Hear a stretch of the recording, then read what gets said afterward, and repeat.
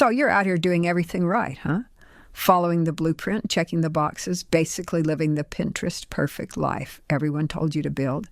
And yet, something feels off, like deep down in your gut, off. You got this weird, lingering feeling that you're actually losing yourself in all this productivity, networking, and grinding. And honestly, the worst part is that everyone is cheering you on. They're like, oh my God, you're killing it, while you're secretly dying inside. Stick with me for a second, because I want to talk about 3 specific habits that society doesn't just let slide. They actually worship them.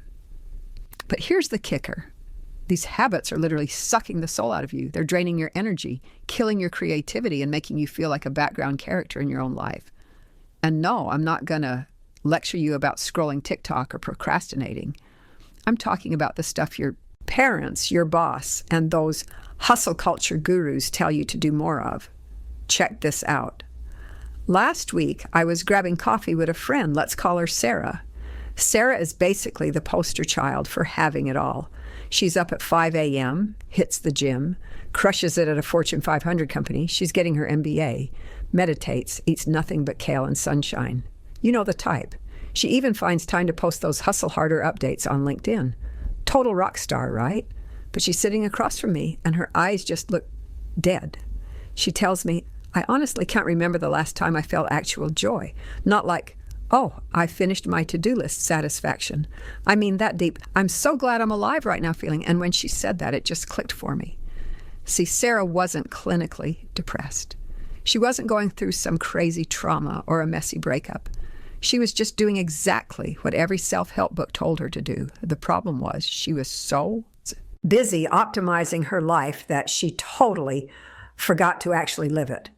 It's like this silent epidemic, man. Nobody talks about it because the very things that are emptying us out are the things that get us the most likes. So let's talk about the first soul sucker. And you got to pay attention because this one is sneaky as hell. I call it performative productivity. It's not productivity itself. It's the desperate need to be seen being productive. It's that voice that says you can't just read a book. You have to post a photo of the book with a clever caption.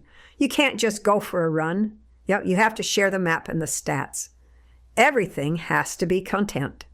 Everything has to prove your value to the invisible jury in your head. Your life basically becomes a walking resume, a PowerPoint presentation for an audience that isn't even paying attention. And what happens? You stop making choices based on what you actually like and start making them based on what looks impressive on a screen. Think about this. It's the end of a long day. You're wiped. Option A, you lie on the couch and stare at the ceiling for 30 minutes, just existing, letting your brain reboot. Option B, you force yourself to watch 3 modules of that online course you bought, even though your brain is mush and you won't remember a single word. Which one do you pick? If you're like most of us, you pick option B. Why? Because then you can tell yourself you didn't waste time. But here's the secret. Those 30 minutes of wasted time staring at the ceiling, that's where the magic happens. That's where your brain actually processes stuff. That's where creativity and insights come from. But we skip it because it doesn't produce a result we can show off. So we just keep consuming and doing, but we never actually digest anything. We're like hamsters on a wheel, wondering why we haven't reached the destination yet. There's this wild study from University of Michigan about cortisol, the stress hormone. They compared people who worked hard but had do-nothing periods versus people who were always on, even during their downtime. The always-on group had sky-high stress levels even when they thought they were relaxing. Their brains literally forgot how to turn off. And here's the kicker. This performative grind doesn't even make you more successful. It just makes you mediocre at 100 things instead of great at one. You're building a life that looks amazing on paper, but feels like an empty cardboard box on the inside. But wait, it gets worse. The second thing draining you is even more low-key. Connection without presence. You're connected 24/7, right? DMs, Slack, Zoom, group chats. You're surrounded by people, but are you actually there? Be honest. When was the last time you went to dinner and didn't check your phone? When was the last time you looked someone in the eye and really heard them instead of just waiting for your turn to say something smart? We've replaced being present with being available. We think that replying to a text in 30 seconds is the same thing as being a good friend. It's not. And look, I'm not trying to be a buzzkill, but the neuroscience on this is scary. When you're only half there in a conversation, your brain doesn't form the same emotional bonds. It's why you can spend 4 hours at a party and go home feeling totally lonely. It's not that the people were boring, it's that nobody was actually home behind their eyes. Every interaction becomes transactional, just checking another social obligation off the list. Now the third one, this one is the hardest to hear. It's self-improvement as an escape. I know. But growth is good. Sure, it is. But there's a massive difference between growing because you're curious and improving because you secretly can't stand who you are right now. It's like my buddy, Rick. This guy was a self-help junkie, read every book, went to every retreat, could quote Marcus Aurelius and Brene Brown in his sleep. And he told me, dude, I've never felt more lost. Why? Because he was so busy trying to fix himself that he never actually met himself. He was using meditation and biohacking the same way someone else might use booze or work, as a way to avoid the scary question, what if I'm already enough? Real growth is messy. It's slow.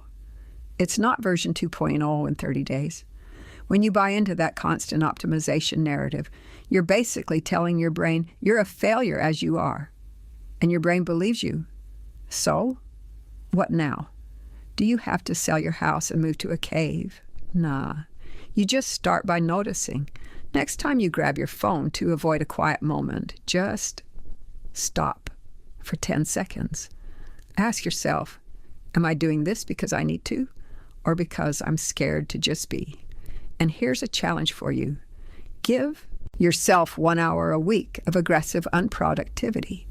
No goals, no metrics, no learning. Just sit in a park.